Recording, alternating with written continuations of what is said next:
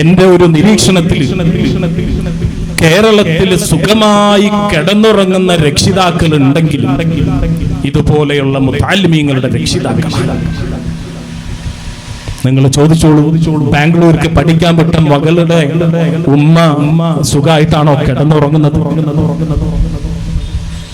ഹൈദരാബാദിലേക്ക് വിട്ട മകന്റെ ഉമ്മയും ഉപ്പയും സുഖമായിട്ടാണോ കിടന്നുറങ്ങുന്നത്? ഹൃദയത്തിന്റെ ഉള്ളിൽ ഇങ്ങനെ തീ കത്തുന്നുണ്ടാവും.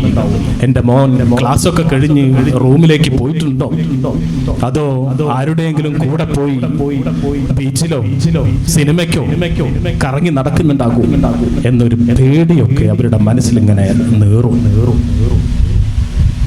അതേ സ്ഥാനത്ത് മുതഅല്ലിമീങ്ങൾ ഏത് ലോകത്ത് പോയാലും, അങ്ങ് ഈജിപ്തിലെ അസ്ഹർ യൂണിവേഴ്സിറ്റിയിൽ ഈ ചെറിയ മക്കളെ നിങ്ങൾ പറഞ്ഞയച്ചാലും അവരുടെ കണ്ണുകൾ നോക്കേണ്ടതേ നോക്കൂ, കൈകൊണ്ട് തൊടേണ്ടതേ തൊടൂ, പോകേണ്ട സ്ഥലത്തേക്ക് കാലുകൊണ്ട് നടക്കൂ. അതിന്റെ പേരാണ് മുതഅല്ലിം.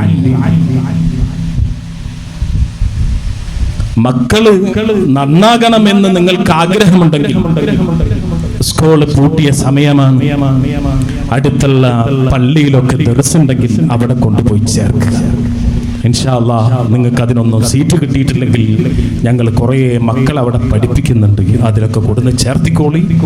അവരെ വലിയ സ്ഥാനത്തേക്ക്, വലിയ പ്രസംഗിക്കുന്ന വ്യക്തികളാക്കി ഞങ്ങൾ തിരിച്ചു തരും. അല്ലാഹു തൗഫീഖ് നൽകട്ടെ.